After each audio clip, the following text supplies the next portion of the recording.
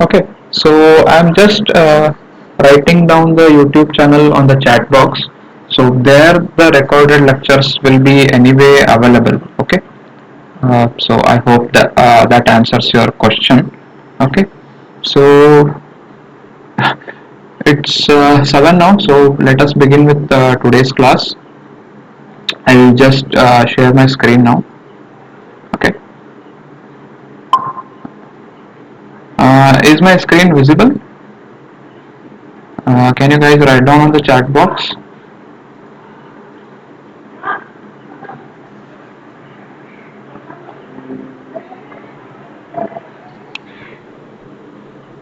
Okay, thank you, Sakti.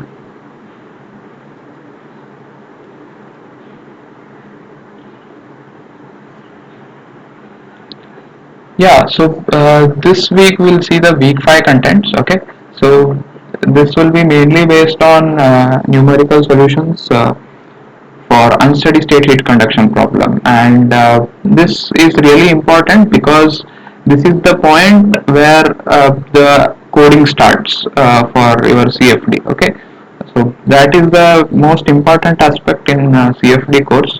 Okay, because you really have to learn how to write a code, how to develop your solvers and all. So that is a very important objective which has to be satisfied. It's not just solving some problems on pen and paper. You have to be good with the coding aspects also. Okay, to become a good CFD engineer. So I am Sumant Morak. I am a PhD research scholar in Department of Mechanical Engineering at IIT Bombay, and I work on development aspects for my PhD thesis. Okay, so let me just briefly recap whatever was seen in the current week's content. So before that, from week 1 to week 4, you had mainly seen some of the main aspects in CFD, which are like, first you identify the correct physics model, that is the governing equations which you try to solve. Okay, so trying to identify that is a very important thing to do.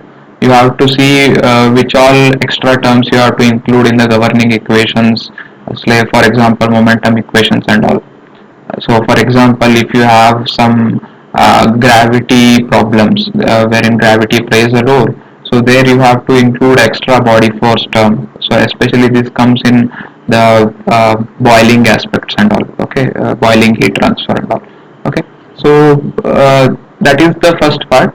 The second part is actually to kind of select the geometry for the study, because you can have infinite geometry, but really you cannot do that on a computational setup, because you need to also take into account, okay, how much time it will require to get the solution, and with the reduced size whether you can get the required solution or not.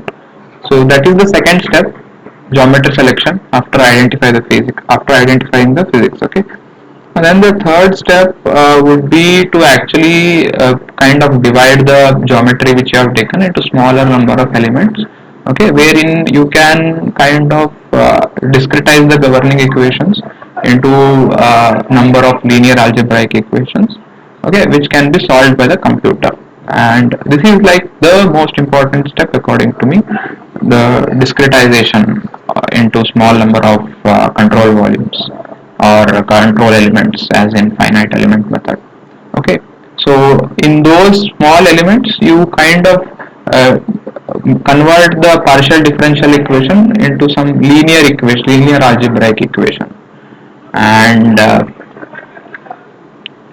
when all these linear algebraic equations are obtained for all the cells, you kind of solve them using some solution algorithms, which you have seen in week 4 also. Week 4 you mainly saw it for one particular set of equation, that is for Laplace equation and for the Poisson equation, I would say. Laplace equation, you saw it in more detail. You saw that how you can kind of use the Taylor series which you had learned, okay, to first come up with a linear algebraic equation for say dou square t by dou x square plus dou square t by dou y square, that is in 2D. Okay, so how you can come up with a linear algebraic equation for that particular governing equation, and then how you can use the direct methods and indirect methods. For example, taking the direct inverse of the matrix to find the solution, or else by using LU decomposition to kind of obtain directly at one go for the value of x. So that is the direct method. You kind of obtain the values of x uh, like in one go. That is in one step only.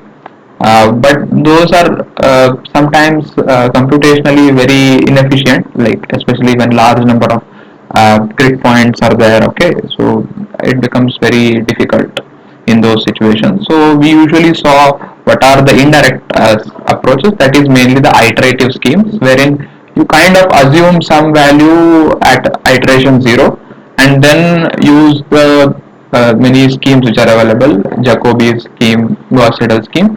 You kind of keep on updating the values of the temperature or the function which you find out at iterations till you finally land up with temperature values of the function values which does not change with iterations. So they kind of reach a static state. So that is the steady state solution which you are looking for. So steady state solution kind of gives you the equilibrium solution. Okay, so that you had already seen in the week 4 contents. Uh, can you guys write down on the chat box what you saw in mainly in week 5 contents, if you can remember? It was mainly on unsteady solution, unsteady governing equation solution. What were the things which you looked at? Can you write on the chat box?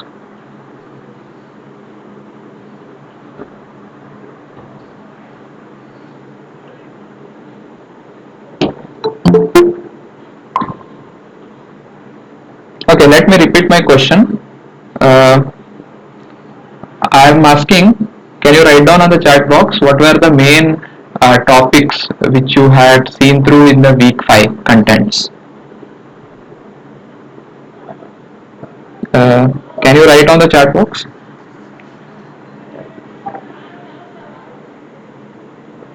Okay, I am yet to see week 5. Ideally, these sessions are only problem solving sessions, okay? But I kind of do some revision so that you find it easy to solve the problems. So I am not here to actually teach you the contents of that particular week, okay? So I am expected to solve the problems.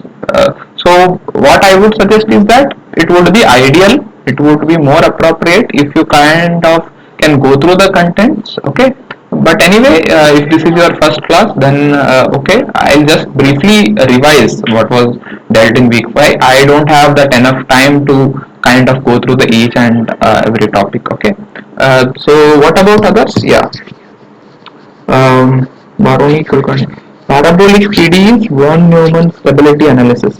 Yeah, parabolic PDEs were mainly discussed, which were unsteady in nature, and then after seeing what are the techniques to solve that particular governing equation, uh, the Von-Neumann stability analysis was also discussed. So can you guys write down what is the main difference between the unsteady state solutions and the steady state iterative solutions? Because when you solve steady state equations at different iterations, you get some values of temperature, say. But in unsteady state solution also you kind of get at every time step some temperature values. Which is more physically relevant? Can you write down on the chat box? Which solutions are more physically relevant? I mean, see, I have a 2D metallic slab which at 4 boundaries I give some specified temperatures. Okay.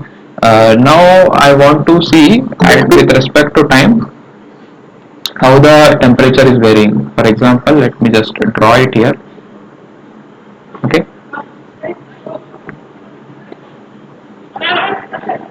Okay, I have temperatures here T1, T2, T3 and T4.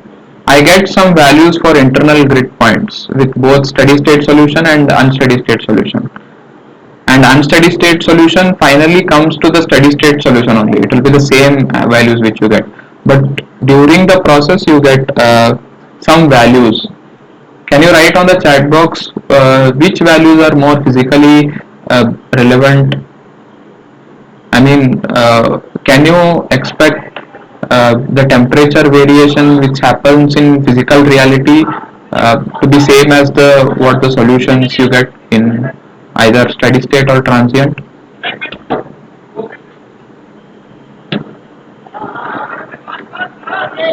Is my question clear at least? What I am trying to say? At least can you write that in the question, in chat box, like what I am trying to convey? Are you able to understand? Okay, not really. Okay. Let me repeat it. Okay, you have a 2D metallic slab which you can see in this. Okay, figure. I hope this is visible. Okay, and you have four temperatures. Okay, at four different boundaries. Now, when you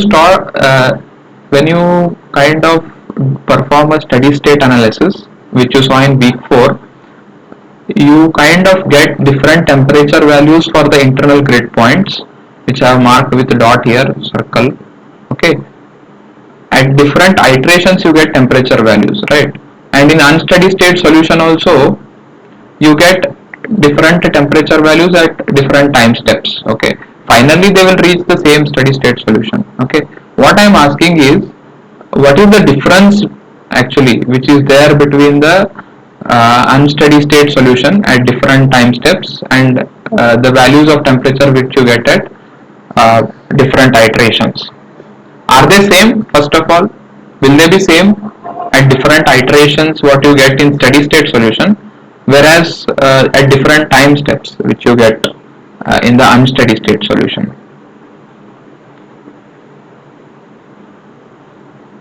Okay, so they will be different. First of all, you should understand that. Okay, in steady state equations, the solution which we try to get, it is only the final equilibrium solution which we try to get. Okay, whereas if you see unsteady state solution, we although at finally we get the equilibrium solution only, I mean for a steady state problem, but the intermediate values which we get at different time steps, they also do have a physical significance. This is very important to understand, especially if you are trying to solve a problem which is inherently unsteady in nature. For example, pulsatile flow in say a tube. Okay, if you consider that, wherein velocity itself is varying with respect to time. Okay, in that particular problem, you get different values at different time steps, and they are physically significant. They actually convey what is happening in an actual experiment. Okay, so for example, if you have a tube wherein a water is flowing from the left side, okay, as shown in this figure. Okay, so at say this is at t is equal to 0, you have this particular flow velocity at the inlet. Now when you are trying to calculate the unsteady state solution, you get some values at the time step 0.1 second. Okay, say you get that the flow velocity reaches till here. Again after this there is no flow. Okay, whereas if you are trying to solve some iterative, whenever you are trying to do some steady state solution, you get different values at different iterations.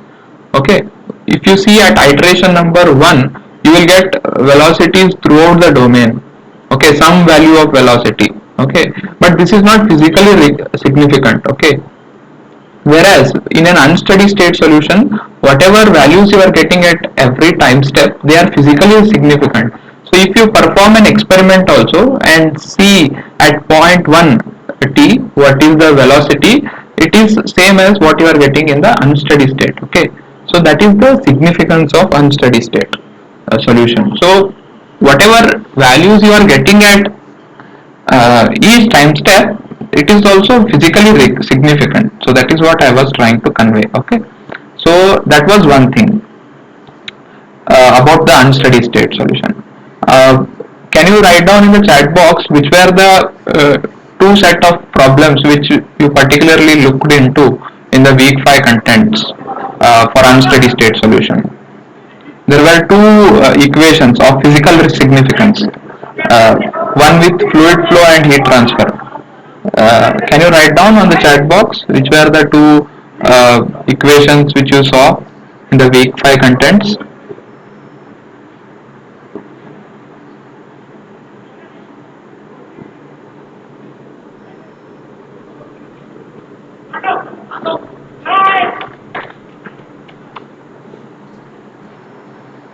Unsteady heat conduction, okay.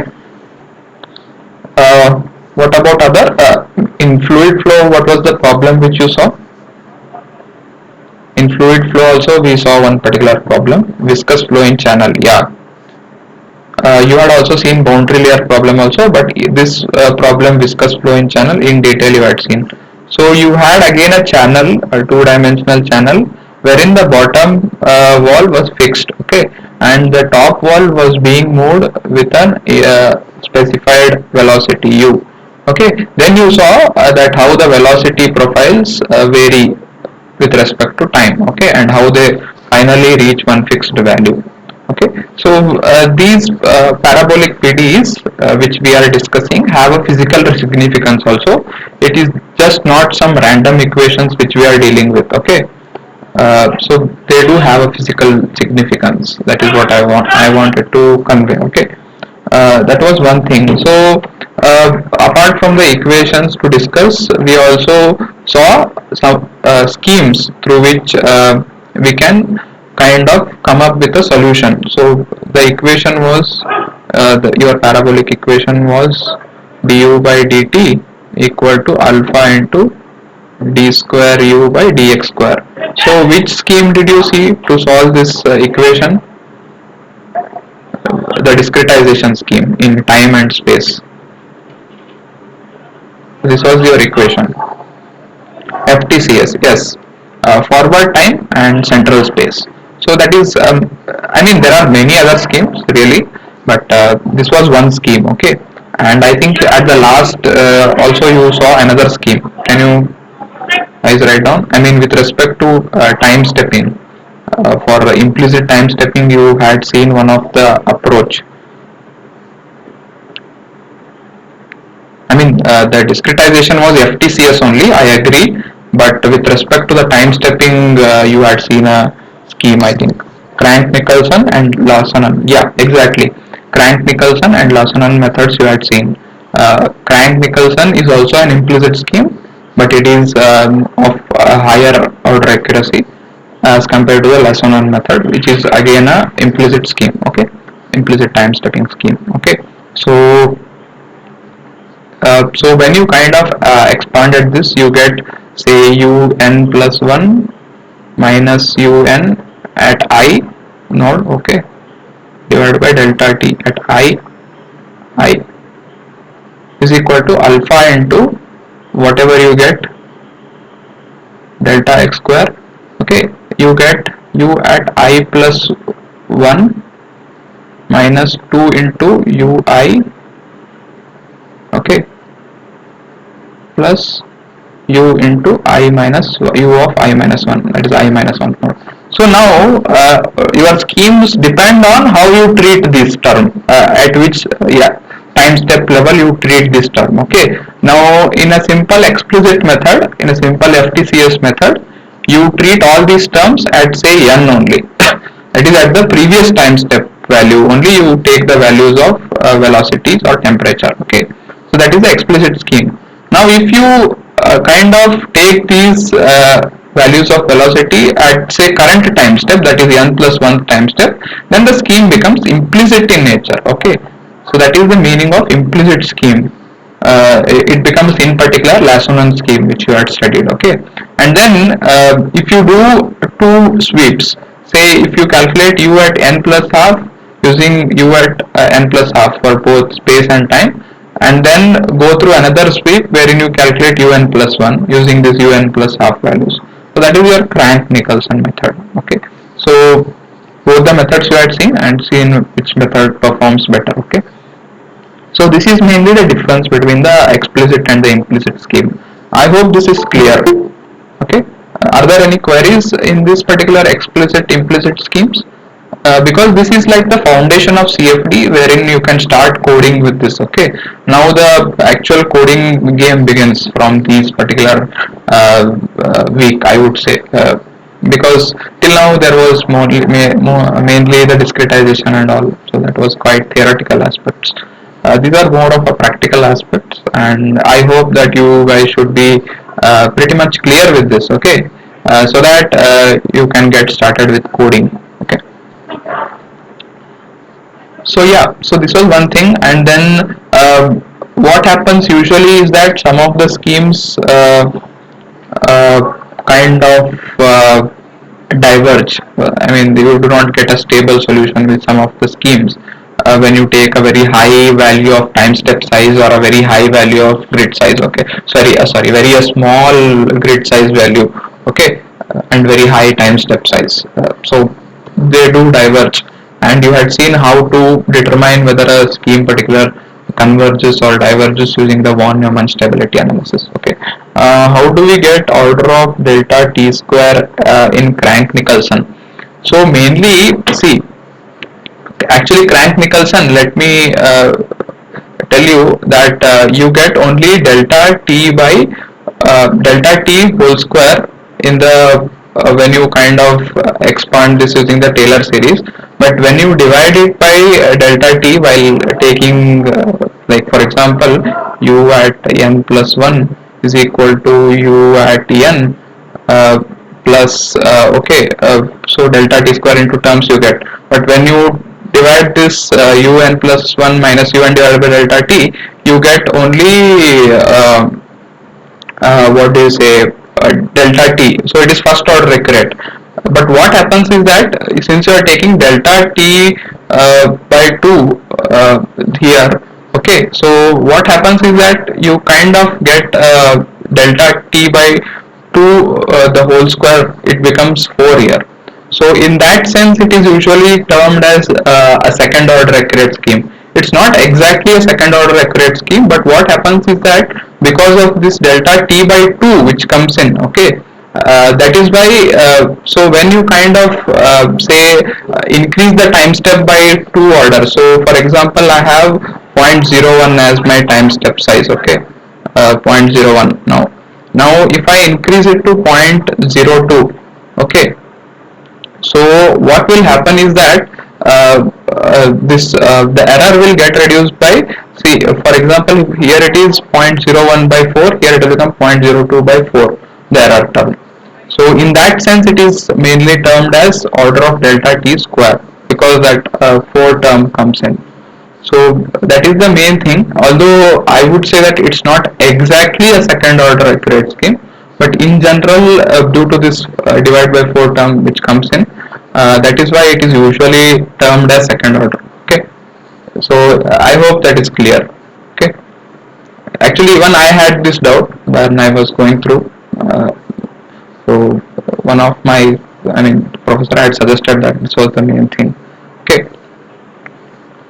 so yeah, so coming to the Von-Neumann stability analysis. Okay, so what you had analyzed was that uh, the way in which solution behaves can be expressed in terms of Fourier series, that is using this sine and cos waves. Okay, any solution can be expressed as a combination of sine and cos waves.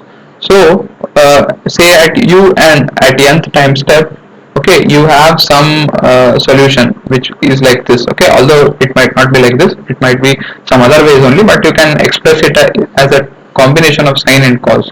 Okay, so at nth time step, okay, so this will be having some amplitude values if you express in sine and cos function, some amplitude values, say I would say capital U of n. Okay, now at n plus 1 also I'll get some solution. Okay, again I'll express it as a function of cos and sine. Okay, okay, so I'll take again the amplitude. Okay, that I will call it as capital Un plus 1. Okay, So I want to look at whether the scheme in which I am trying to solve, what happens to this ratio of amplitudes, okay, capital Un plus 1 divided by capital Un. What happens to this? Okay, so this is usually termed as the amplification factor.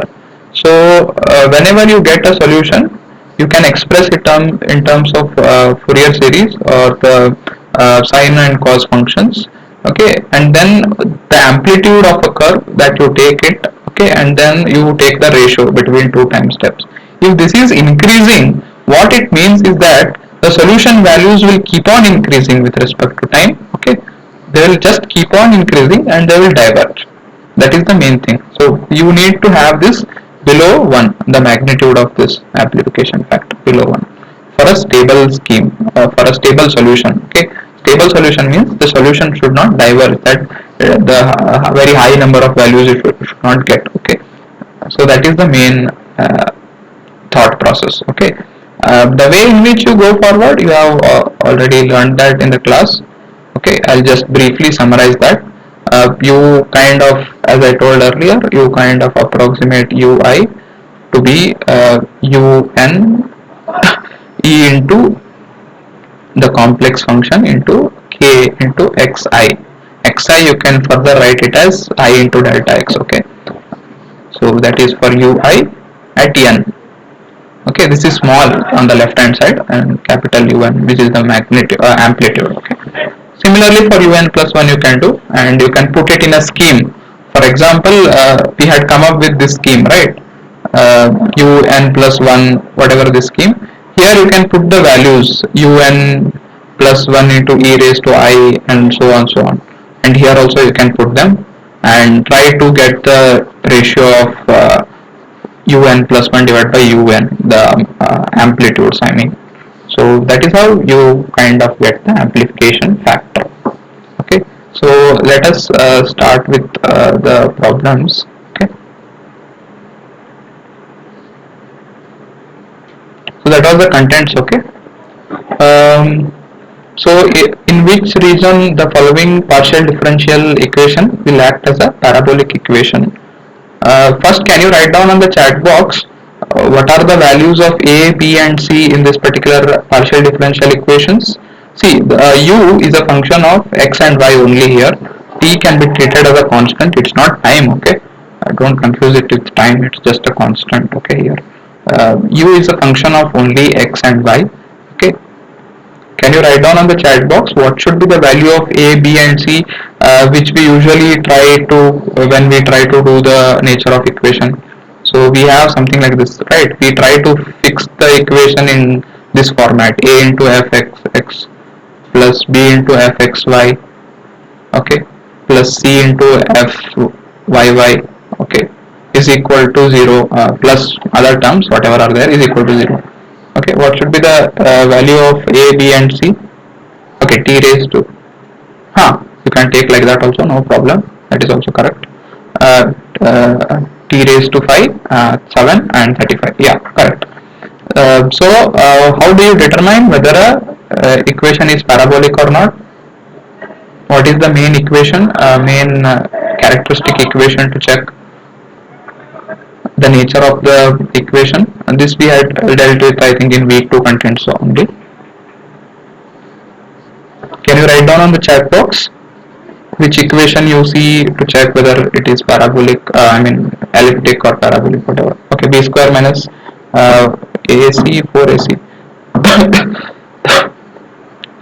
See, it should actually be 4ac. Okay, some people write it as ac also, but I'll give the reasoning why it is sometimes ac. In some books it is written ac also, and in sometimes it is written 4ac also. It should be, I mean, the way in which I take is it should be 4ac. Okay, not ac. I think that happens when you take in 2b into fxy.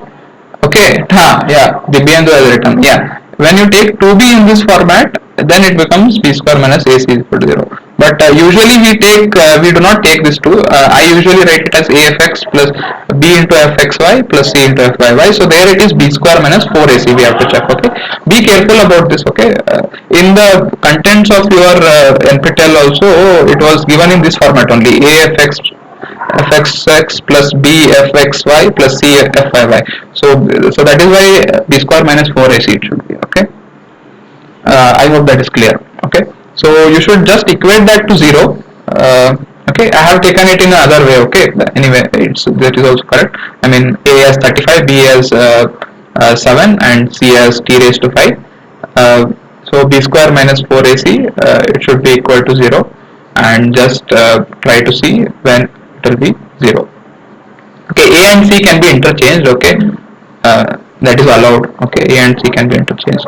So condition is b square minus 4ac should be equal to 0. When will that happen? Can you guys write down the correct answer on the chat box? Just equate 7 square is equal to 4 into 35 into t raised to 5. I mean, without doing the calculation also you should be able to guess the answer. Can you guys write down in the chat box what should be the answer for this? Just equate this 7 square is equal to 4 into 35 into t raised to 5. Okay, what about others? I want everyone to just write down on the chat box whatever you feel. Okay, or whatever answer is correct you feel. Ideally you should sit for these classes with a pen and paper. Okay, so that you also kind of solve. But for this question you need not solve also. Okay, you can just by seeing the option only tell the correct answer. What about others? Only 2 people have replied on the chat box now.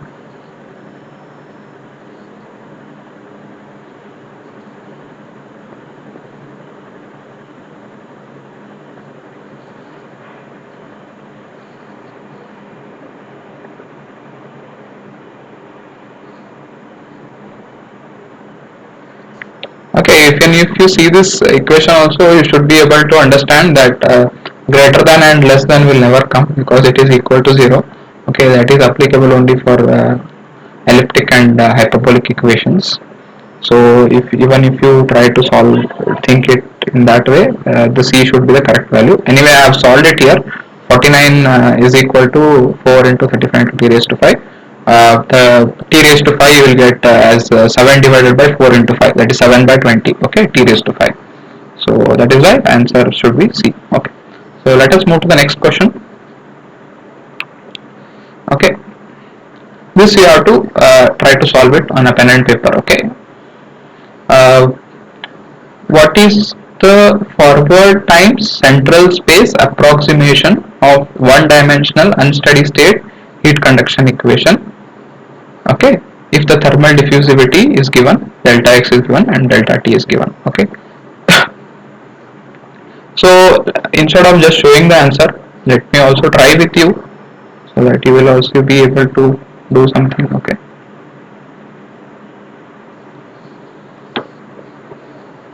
okay, so you have FTCS scheme wherein all the values are given. Okay, so what do you have here? Ti at n plus 1 minus Ti at n divided by delta t. Okay, is equal to alpha into alpha by delta x square into Ti plus 1 minus T 2 Ti plus Ti minus 1.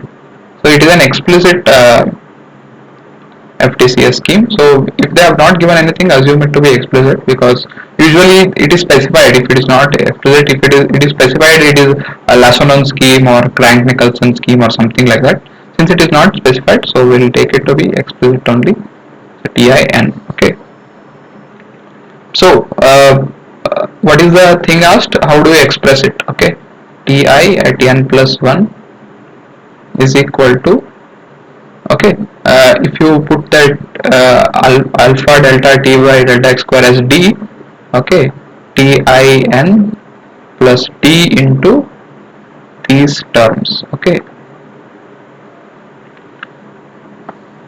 So the value of d, can you write down on the chat box what should be the value of d, that is alpha delta t by delta x square?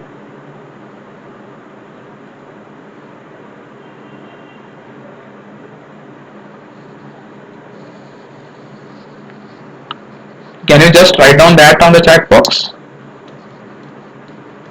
It would be good if you are solving with me, okay? See, I am also trying to solve the problem with you now. I am not just showing the answers. So make use of the opportunity which is there. This will really help you while solving the assignments. I mean, you will not. Uh, it will not take too much time for you to solve the assignments. Like if you are trying to solve it here. Okay. Acha, sorry. Yeah, this is the question. Okay, I want you to calculate the d value, which is like diffusion number alpha delta t by delta x square. What should be the value of alpha delta t by delta x square? The values are already there here. Just you need to calculate that. Okay, 0.4. Yeah, that's correct. So once we substitute that 0.4 value here, let me just write it as 0.4. Okay. So yeah. So when I write it as zero point 0.4, what do you get here? TIN 1 minus 2 into 0.4, 1 minus 0.8, okay, that is 0.2 into TIN.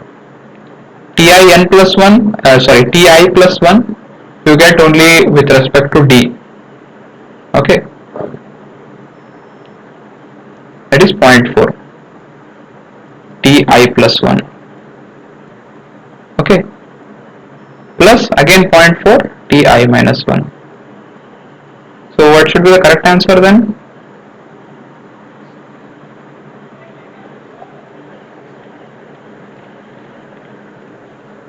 Can you write down on the chat box what should be the correct answer for this? I have already solved it. Like,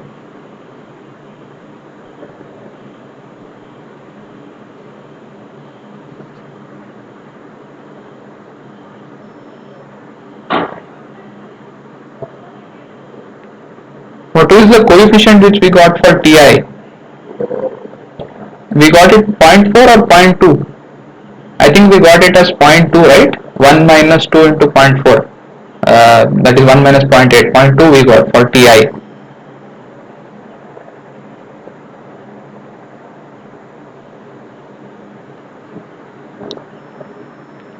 So let us try to see. Okay.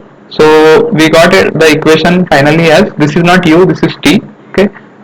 So we got the coefficient of TI as 0.2, okay.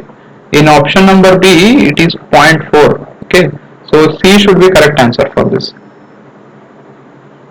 Many people are telling B, why I don't know. C should be correct. See, for in B the coefficient of TI is 0.4, whereas we have got zero point 0.2, right? 1 minus 2 into 0.4, 1 minus 0.8, 0.2 we have got, right? So answer should be C. The other things are also matching anyways, you can check with that, okay, but the option correct answer should be C. I hope there are no issues with this, okay, it is very simple, okay, and try to solve it. Huh. So how to determine the amplification factor for a function u which is dependent on x comma t to perform Von-Neumann stability analysis. This we have already discussed in the lecture, I mean the revision part. Can you write down on the chat box what should be the answer for this question? There can be multiple correct answers also. Remember, don't think that only one option can be correct. There can be multiple options which can be correct. Okay.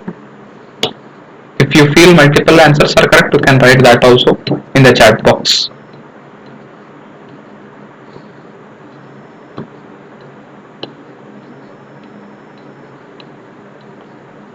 Can all of you write down what should be the answer according to you? Because then you will try to see whether you have understood or not, and where you have not understood, that will be very clear to you. Okay, so that will help you in a very good way, I would say. Okay, and at the end of this today's class, okay, I'll give some algorithm, okay, through which you can calculate the unsteady state solutions. I mean, you are now in the stage where you have to start coding. Okay, I would give algorithm. Okay, okay, B, people have written B. Okay, apart from B, can D be a correct answer? Okay, see, A and C cannot be correct answer because we look only at the amplitudes. How the amplitude is changing with respect to time, we take the ratio. But can D be also correct answer? B is definitely correct answer. What about D?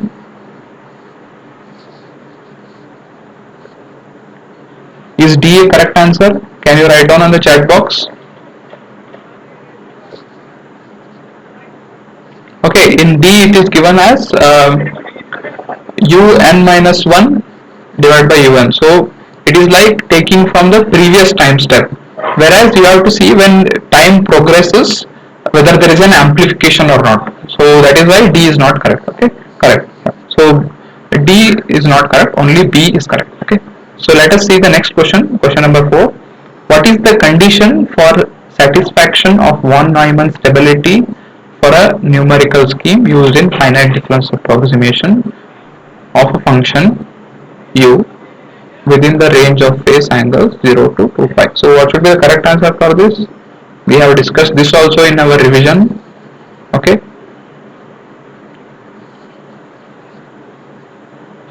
What about others?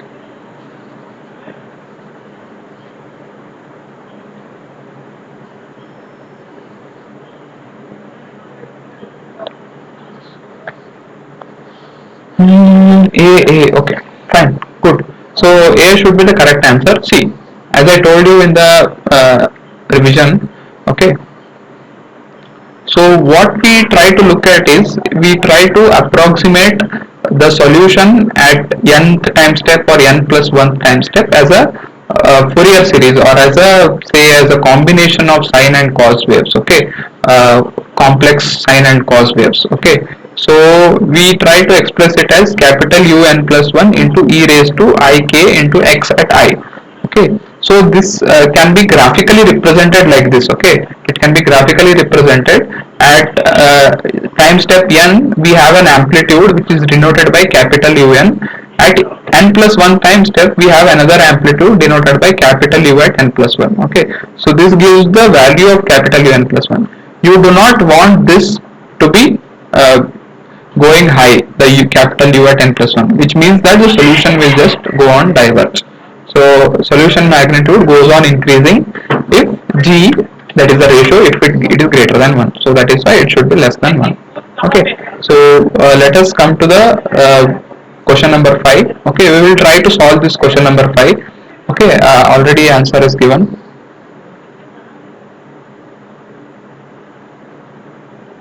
Okay, if 2k delta x is the length of the shortest wavelength, then k max dx is equal to pi. Why we are taking phase angle up to 2 pi? Okay, as far as I think in the weekly contents also it was taken from 0 to pi.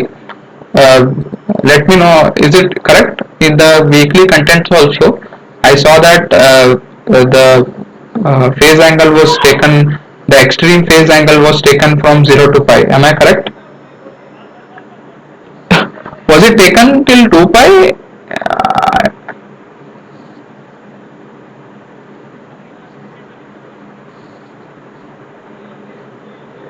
Yeah, but for extreme calculations I think it was taken 0 and pi. But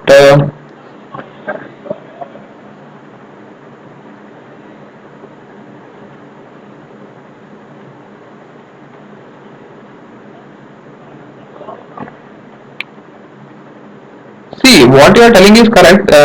If 2k into delta x is the length of the shortest wavelength, okay, so then k max into delta x is pi, yeah, and k max is definitely pi by delta x. That I agree with, okay. So, but what happens is that when you take a wave, let me just show this curve, okay. So in this particular curve, the phase angle is varying from 0 to pi. Okay. So in this particular thing, the k delta x value, okay, will vary from 0 to 2 pi. Okay. Because we have to also consider the other negative phase also. Because we are considering the magnitude only of this amplitude for this g, magnitude of g we are considering. So when we consider this wave in particular, the k delta x can vary from 0 to 2 pi. Why it will vary from 0 to 2 pi is because actually in real sense it will vary from minus pi to pi, but in general we take it like the k values are varying from minus m to 0 then to plus m, where m represents that wave number, okay. So in that the magnitude range, it is taken as 0 to 2 pi if you take the magnitude by values, okay. In this curve also you can see that the range is varying from 0 to 2 pi, that is the curve range, okay. uh, but if you are seeing for calculations, so it is taken like the wave numbers from minus m minus 1 so to 0 and then 0 again to m minus m.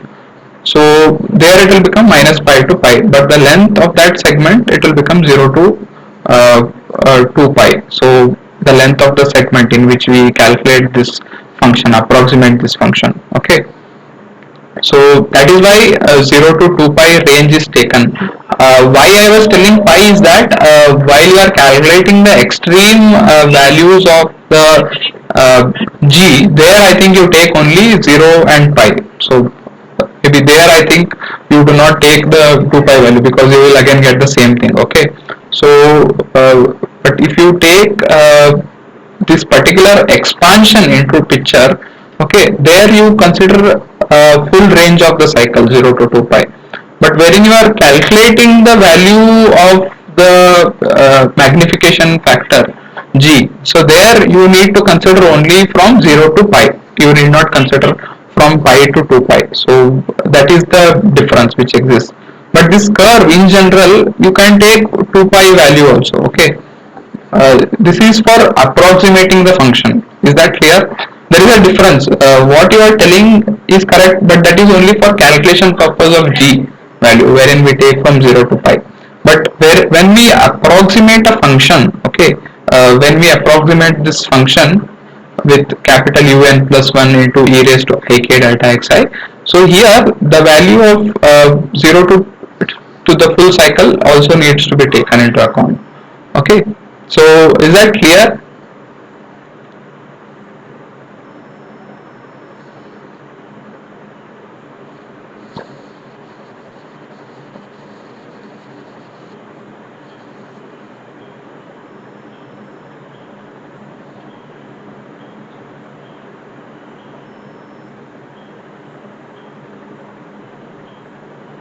In one lecture, variation of g with phase value is shown up to 2 pi. Variation of g with phase value, actually it will be same, that is what I feel, because it is really I mean it depends on the scheme which you take in, but it will be usually in minus sense, so magnitude will come out to be same, that is what I feel, okay. You can calculate that, that is what I was telling, actually it is from minus pi to pi. If you look at it at that way for calculation purposes, I think it will become minus, the magnitude will remain same from again pi to 2 pi, but for this function magnitude is same, yeah, magnitude will remain same, but for this function approximation we have to take it from 0 to 2 pi, the phase angle, okay. Calculation purpose, when you go to calculate that, yeah, it is either 0 to pi only if you want to see only magnitude, okay. But for function approximation, full range needs to be covered, okay, to fully approximate this function. Is that clear? That is why it is written mainly as theta is equal to 0 to 2 pi.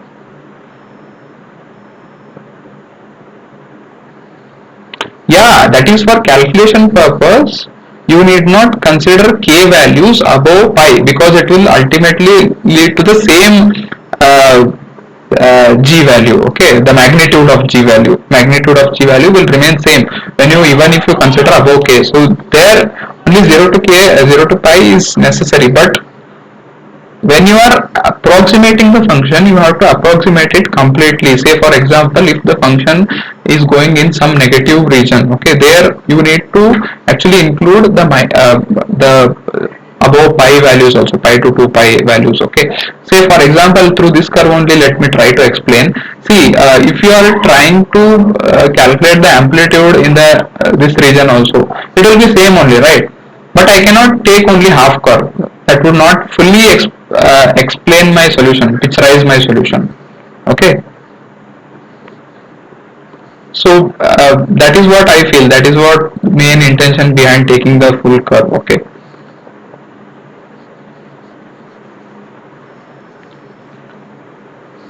Okay. So let us just skip this. This will be anyways available in the PPT which I'll be uploading on the Google Drive. Okay. So we will just move to the last aspect, which is like the very important thing. Okay. The algorithm what you kind of write for the code in the code. Okay, so you have started with mainly discretization using Taylor series and the which is used in finite difference method and all. So now you have come up with solving unsteady state equations, which you cannot do on pen and paper. Okay, steady state also, if there were only three linear algebraic equations, you could have done that. Okay, but since now you kind of land up with more number of time steps to reach the solution, you cannot do that on pen and paper. You have to start writing codes, and before writing any code you have to come up with the algorithm. Okay, first you need to decide the algorithm on pen and paper, then you need to implement that on a code. This is usually a coding practice which is in general followed. Okay, so now we have to start writing algorithms. Okay, although this is not there in weekly content and this is not there in assignment, this is just what I am telling, which might be very important. Okay, so in general algorithms, okay, first what you do is you kind of collect all the given parameters in your code and then just define them. Okay, that is called as definition. Okay, definition. For example, in unsteady state heat conduction, what are the parameters which you first decide? Okay, you decide what is the length of your domain. Okay, what are the number of grid points I need to have. Okay, that is second thing. What are the other things which you need to determine? The material properties, that is the alpha. This is I am studying only for unsteady state heat conduction. You have to define these things. Okay, okay, then you have to mainly calculate and you have fixed the scheme in your mind. Okay, I am using FTCS scheme, explicit time stepping. Okay, now what are the things which you have to calculate the before going into the simulations? Actually, can you write down on the chat box?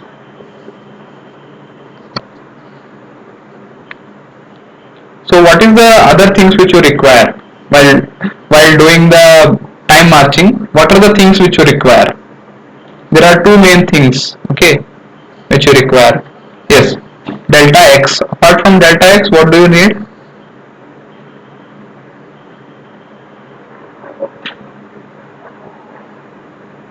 D value. Yeah, delta t. Yes, correct. So d value you need, that for that you need delta x and delta t. Okay, so that you have to calculate. Okay, definition is one thing, and then calculation. So this you have to calculate delta t comma x. Okay, delta t and x you calculate. Then you can calculate d value also. Okay, If you don't have d value also, that is quite that is not an issue, okay, but you have to calculate delta t and delta x, that is compulsory. Okay. Yeah, very good. I might have missed this point. And initial guess of solutions at each grid. Yeah, that is very much needed because that changes the solution itself. Okay. N we have already defined it. Okay, in the definition we are fixing these things. L length of the domain, N and alpha. Okay. Very important thing is the initial conditions, initial values. So the what are the temperatures in the domain? Okay. So that thing we have to decide. So these are the definition and calculation, which is the first step. Okay. Then the second step, which is very important, is the time marching step. Okay, wherein you calculate u at n plus 1 time step. Okay, u at n plus 1. Okay, so that you calculate as a function of u at n. Okay, u at n in the explicit time marching I am telling. Okay, this is simple for simple understanding. So what you do is, I think it's already written here. Okay, okay. So ti at n plus 1 or u at n plus 1, that is the thing which needs to be calculated, is equal to, you write it as ti at n. This is in code actually. You have to define two parameters. Okay, before that in the definitions, t old and t new. Okay, so let me call n as t old. Okay, I'll write it in terms of computer now. Okay, ti new is equal to ti at old.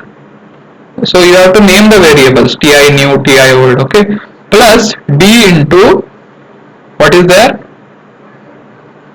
ti plus 1 into of old.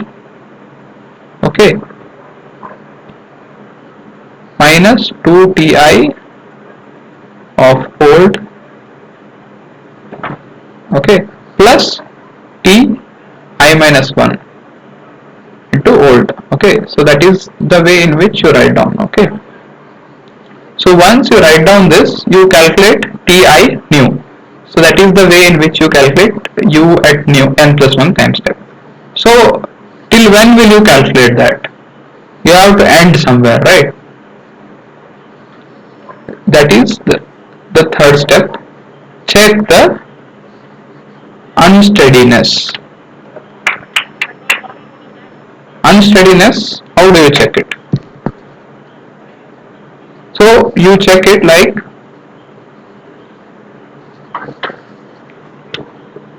u at, let me write u new minus u old divided by del t. So this is the unsteadiness. Okay, u new minus u old divided by del t. If this becomes less than certain value, say 10 raised to minus 6 or 10 raised to minus 4, okay, so then you kind of can exit. So whatever t new you are getting, that is the final solution. Okay, so this is how you write the code. Okay, this is a very simple example which I have given. You can do all implicit schemes and all other things. Okay, I hope you have no problems with this. Okay, so the video which I'll upload on the YouTube. Okay, I will attach the script also, the code for say 2D unsteady state heat conduction. Okay, we have a 2D metallic slab, and what will be the solution in 2 dimensions. Okay, for temperature values. Okay, with this explicit scheme. Okay, maybe you can go through that, and also I request you to write your codes on your own. Okay, test them with analytical solutions. Okay, the other questions you can see on the Google Drive link. Just share it. You might be already having that on the NPTEL website also, that is available. So you can go through that Google Drive link and see the PPT. The other questions are also there, and the answers are also I have given. Okay. I hope this is clear, and do you have any queries with respect to this? If there are no queries, you can lead the meeting. Thanks for attending. Okay.